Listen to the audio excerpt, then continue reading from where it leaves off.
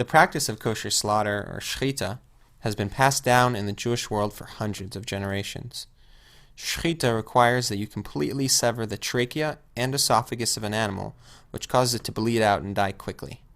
For this, you need a specialized knife that's extremely sharp and free of any nicks or roughness.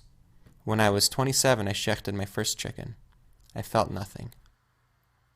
I grew up on a kibbutz in northern Israel and lived there until I was 8 years old. It was a communal farming and manufacturing kibbutz.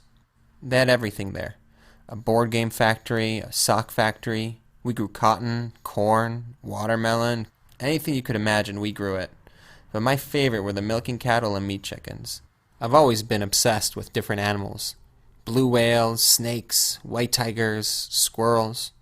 The only thing I loved as much as learning about animals was eating them. I didn't even eat a vegetable until I was 14. But as I went through high school, I started to learn about the horrors of factory farming. After becoming a vegetarian for several years, I learned that the egg and dairy industry inflicted just as much, if not more, suffering on animals as the meat business.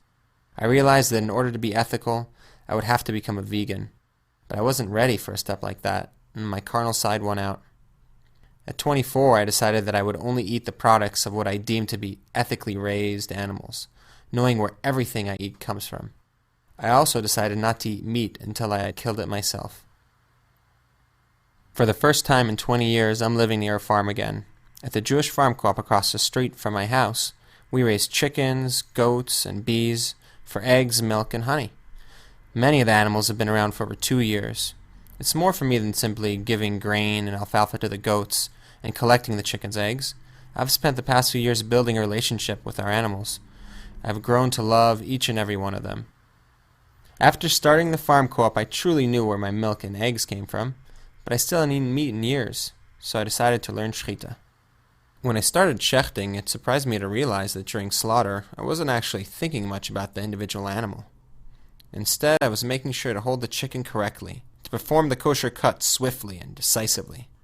What started as my heart's pursuit to engage in authentic relationship with the animals I was eating was actually just the cold and exacting science of kosher slaughter. I wanted to be this lofty thing, but it wasn't. I was simply killing animals.